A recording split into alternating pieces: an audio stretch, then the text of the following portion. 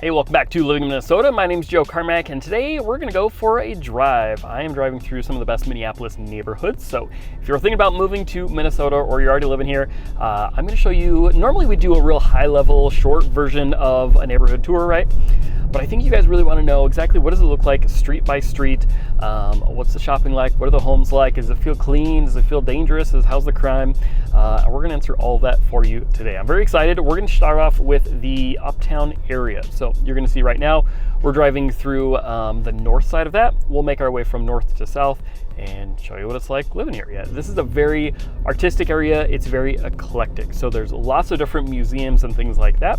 The first one we're going to be driving through right now is called the Walker Art Center. That's what's right in front of us. It's that large building. It's just your traditional museum, all kinds of really cool exhibits indoors, but I think what's really cool is actually what's across the street to our right here. This is the sculpture garden. So this is kind of like the back lawn to the museum. It's totally free. You can, take the kids or whatever, go for a walk through there. You can have a picnic. You're gonna see, of course, it's got the Spoon Bridge and Cherry, which is a very iconic Minneapolis sort of thing that you've probably seen on postcards or whatever. So that's the Sculpture Gardens, and it's also right next to the Lowry Hill neighborhood. What you're gonna see as we make our way back into this neighborhood, this was very, very high-end luxury. It's primarily mansions. You're gonna see just very nice homes. Frankly, most people can't afford them. I'm not exactly buying them either. These probably start at $1 million, maybe $2 million. But they're just some of the coolest real estate that I've seen in Minneapolis for this type of property. So this is a very hilly area, as the name would imply, from Lowry Hill. The cool thing that I love about these mansions truly is the architecture of them. It's inside, it's outside. A really cool example, I actually worked for a general contractor prior to real estate about a decade or so ago. And the contractor that I worked for bought one of these mansions, right? It was really run down and foreclosed on, and he remodeled the entire thing. So I got to go in there all the time and see just how pretty they are. With that one in particular, what's really interesting as far as what the inside of these looks like. I mean, look at gold-plated brick everywhere, slate tiles. I love the slate stone roofs, But anyhow, so like with his mansion, for example, it was very much a sign of luxury to have lots of rooms, like the quantity of, not bedrooms, but just rooms in general. So with that one, you walked in, there's like a formal porch, and then you walk through the second door, and then there's like a formal sitting area, right? Or a formal foyer type of foyer reception.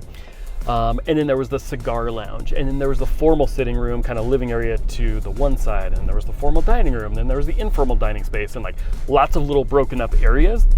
So certainly you're not going to find today's thing of the wide open layouts, but just some really, really cool homes, very nice properties.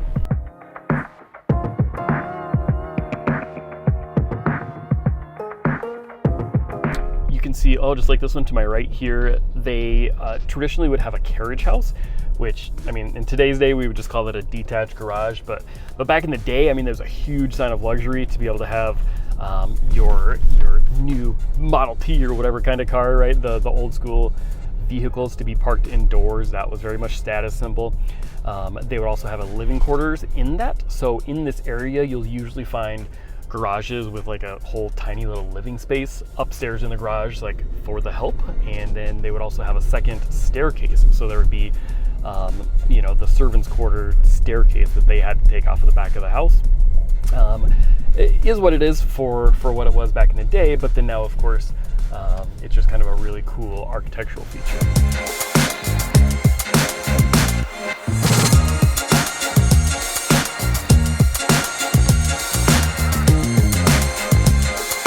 What is really cool about Minneapolis is there actually still are some really close. So as we make our way south through the Lowry Hill neighborhood, you're gonna see this is where the first of the main lakes start.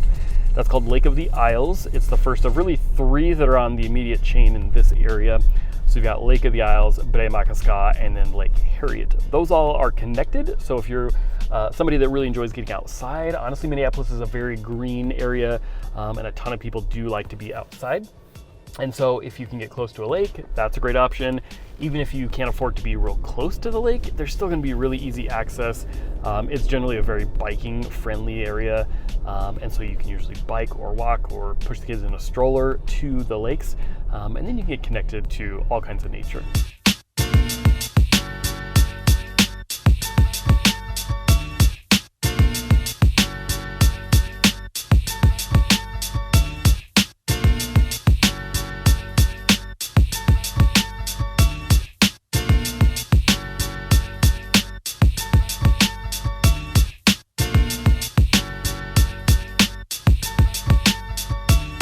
This here you can see out the front is actually Lake of the Isles. I'm not going to do a lot of driving around the lakes, I think, because it'd probably be pretty boring on video for you. But you'll see on my left here, there's the biking trails. That's actually a two-way bike trail going both directions. The lake is down there. I think there's 2 or 3 different little beach areas. I would use that term loosely. I don't think they're like big main public beaches where a ton of people go to. It's not like white sand, you don't want to think of it that necessarily. But it's great area just to get outside. I mean, have we mentioned how green it is? Look at those mansions. Oh my gosh, out the right, you got those huge mansions overlooking the lake. Just absolutely gorgeous properties.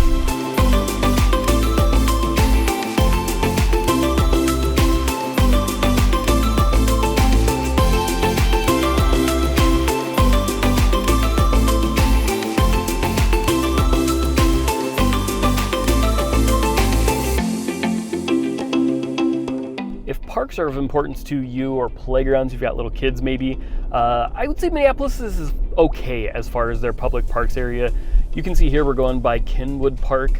There's plenty of outdoor and green space. I don't know that I would necessarily say that playgrounds are particularly new and modern and high end.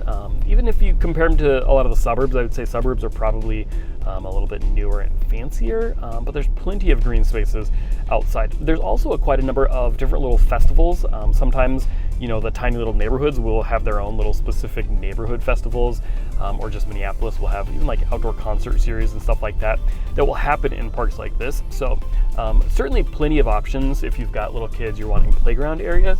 I just don't know that it's as nice or fancy as I've seen in other parts of the Twin Cities. And I want to show you kind of the main retail. Now, if you look at a map, you've got 2 main roads that go north and south through the Uptown area. It's going to be Hennepin and Lyndale. So both of those 2 are going to have between condo living. If you're looking for the high rise, you'll see a lot of that, especially on Lyndale. And then you're also going to see a lot of retail. So that'll be almost entirely mom and pop shops, restaurants, things like that. You're not going to find big box stores really, not too many chain restaurants or chain stores.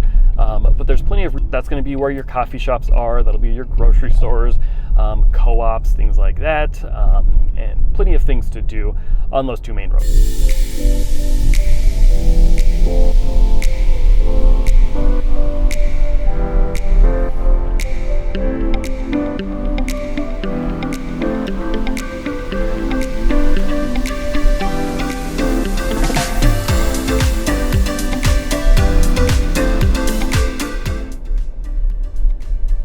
I would describe Uptown to an outsider looking at moving to this area as it's just an incredibly diverse area, which I think is really cool.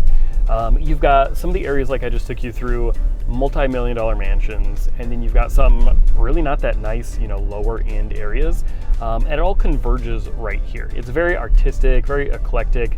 It's a really interesting artsy sort of an area. One of the cool shops we just went by there is, I think it's called Sencha now. So back in college, that was called Tea Gardens, and we loved going there. I think it's the same place, they just changed the name. So if you're in this area, maybe you're doing a little touristing, visiting the Twin Cities, definitely check it out. If you like, we would get a chai tea latte in college. My now wife and I would go there for little study dates or whatever, and get their chai tea. They serve it about 1,000 degrees, if I recall, so definitely burnt my mouth on about every time I got it. If you like bubble tea, not really my jam. Bubble tea kind of weirds me out, but they do have bubble tea, and so if that's your jam, Sencha, pretty good place you can check out. There's plenty of other coffee shops too. We went by Kowalski's Market, their grocery store. There's a library that's down here. There's condos. If you're looking for condo living and you want things to be walkable, Uptown can be a really great spot for that. It is also just, I'm on Hennepin now going south, but if you go the other direction into downtown, Hennepin's the main drag that has all of the main nightlife and concerts, theaters, bars, clubs, things like that. So if being close to all that is really important to you, that can be a great option right there.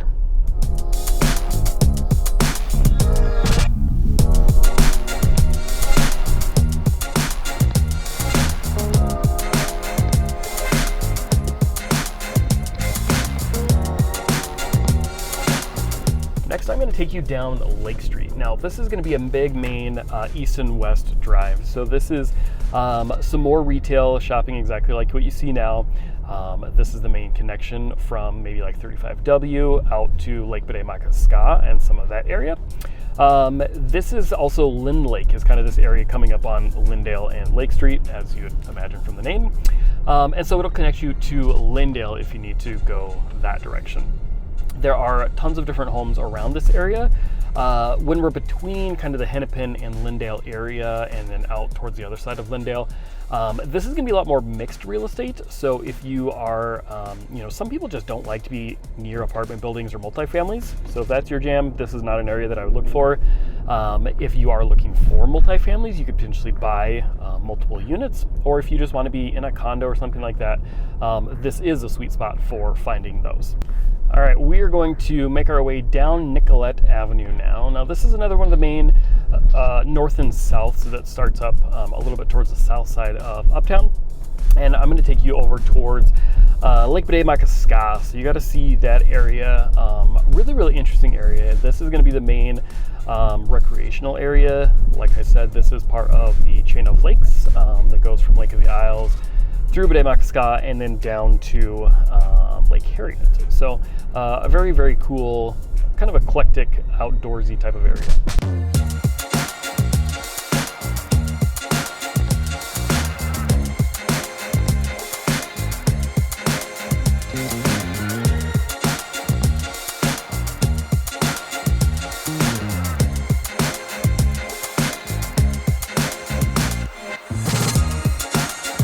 I'll mention you can go over to livinginmn.com or jcarmack.com. That's my website, and you can download our free home buyer's guide. Like I said, I've got half a dozen clients at any given time that have found me on YouTube. Feel free to reach out, down in the description. Links to all the things you could want, phone numbers.